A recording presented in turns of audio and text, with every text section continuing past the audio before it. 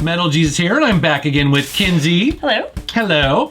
Now, you first mentioned to me that you collect Xbox 360 controller variants. I do. And I feel like I actually don't have that many in the big scheme of things. I mean, I showed you a lot of them that are out. Yeah. And there's a lot. Yeah, you showed me this photo online where there's at least 25 of them, and a lot of them are rare and kind of very collectible. Yeah, there's ones for specific games, like there's Gears of War, Halo, Tomb Raider, there's a whole bunch of them, and then there's just different colors as well. Yeah, so for this video, we're going to show you some of your collection and talk about them. I think it's pretty cool. It is pretty cool. Let's take a look.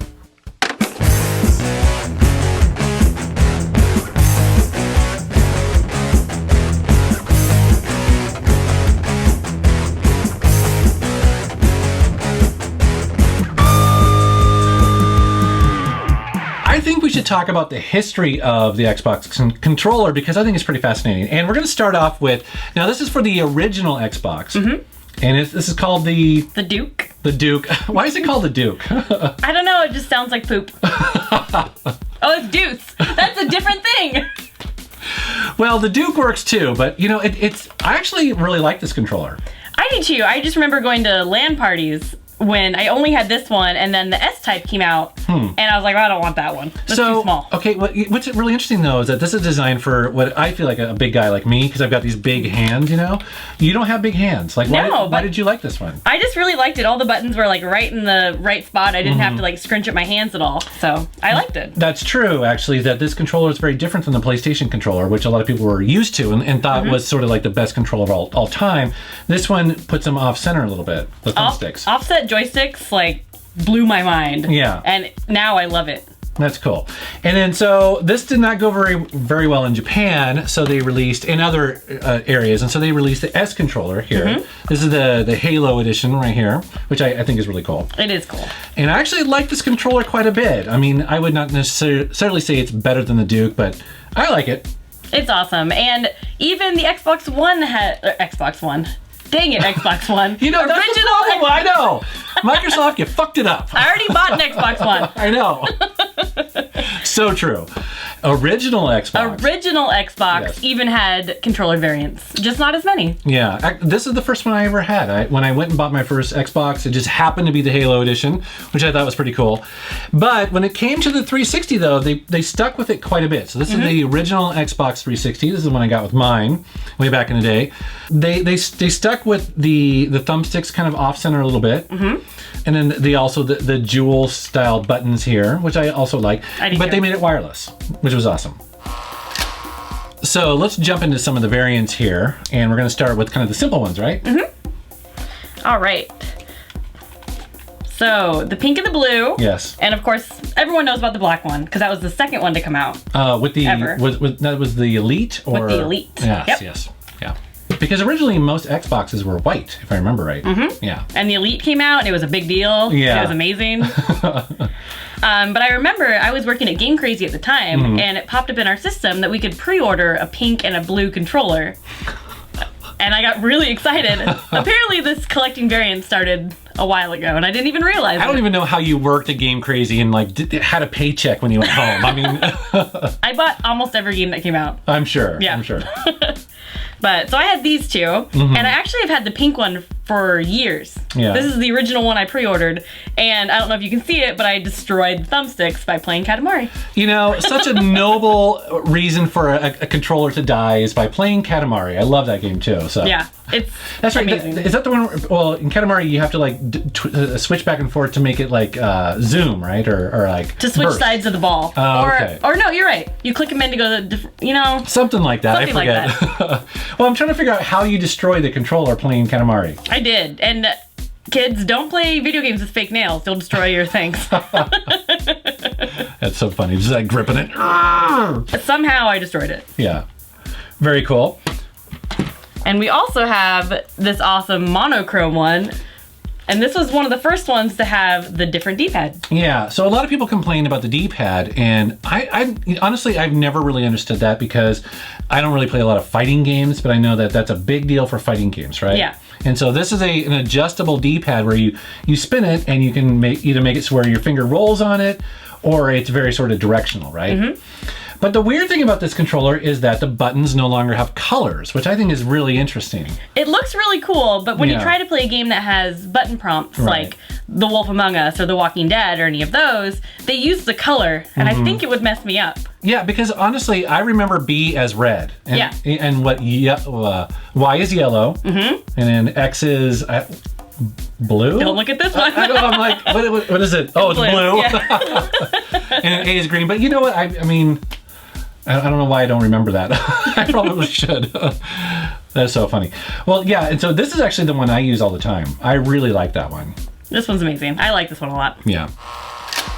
And so now we're going to get to some of the painted ones, which are really cool. You have some great ones here. And a lot of them are game specific as well. This is my personal favorite, the one I use every day playing the system. It's the Gears of War. I love that skull. I love this controller. Yeah, so it's my favorite one. And it has the new D-pad as well, which I never use it, I just play with it all the time. It's like sit there, spin it. Yeah. It's awesome. I also have the Halo Reach Special Edition. Nice. Which this one isn't as cool, but it's classy looking. Like it's pretty classy. It's not over the top. This one. Yeah. You guys. I'm jealous of this one. The C-3PO. Part of the Star Wars special Xbox edition, which you have. I do have it, and it's wonderful. So let me ask you this though: is that it's very shiny? Is that a problem with like fingerprints and stuff? I mean, I almost like never want to touch it because they're. There we go. Now you can steal my ID. Same with the whole, there's the whole Chrome series as well. And they're just so fingerprinty, and I don't even know if I want to dive into that. It is an odd choice for a controller. I mean, they should be sort of flat paint in my opinion, but. Yeah. I agree. But it has its little wires. Oh yeah. It's so adorable. Awesome. I love this controller too. I don't usually use it just because I'm afraid to get fingerprints on it. Yeah. The Halo Master Chief one. This is the Spartan controller. That's really cool, actually. I like this one a lot. When this was released, there was also a Brute controller that came out the same time, and I pre-ordered the Spartan one just because I thought it was cooler. Yeah. But the colors on the Brute one, if you guys ever get a chance to see it, it looks really pretty as well. That's cool. And then this one, we actually had to look up on the internet to find out like what is this one all about. I like this one quite a bit. It's like black and white. It's very Japanese looking. It's, what is it? It's a Walmart Sam's Club exclusive. Yeah. And it's weird because it is like it's called the Dragon controller, but it has like a dragon and like an old-timey phone and an eye. I don't like really random stuff. I don't understand. I guess it's like going to Walmart. A shopping cart, you know. Just all random stuff that they decide to put on a controller. But I mean, I do like this controller a lot. And it looks like almost like a tattoo. Yeah, it does. It's pretty cool. I like it. All right, and then finally, you have some interesting little attachments here. Well, of course, there's just the standard wired controller. This is what I use for Steam all the time. It's nice that this is actually available for a PC, you know, and to be able to play on Steam. I love that a lot. I do as well. And, of course, we have the chat pads. Yes. I use them all the time. Oh, you do? Yep, they're always on my controller. So they attach on the bottom. So let's see here. It's really nice. I like it a lot. So you just like type with your thumbs. That's cool. Yeah, that's awesome. I love it. And when Street Fighter 4 came out, they released a whole bunch of some fight pads. And I actually really like this controller a lot. Now, so that's on an official one though, right? This is made by Mad Catz and licensed by Capcom. So it's not official, but it's still awesome. They had a lot of the core characters. And does it feel okay? It does feel all right. It doesn't have triggers though, does it? Nope. All it has is bumpers, and the D-pad's pretty spinny and it's really big. But I'm not a huge fighting game person, but I liked this for Street Fighter 4. Yeah.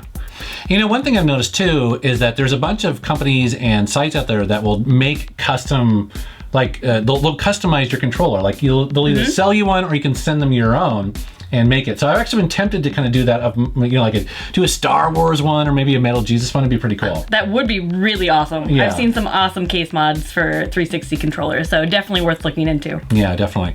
Well, hey, thanks for coming on and showing this collection. Actually, you've made me think about collecting them as well. So now when I'm at garage sales, I'm like, ooh, $5? Yes.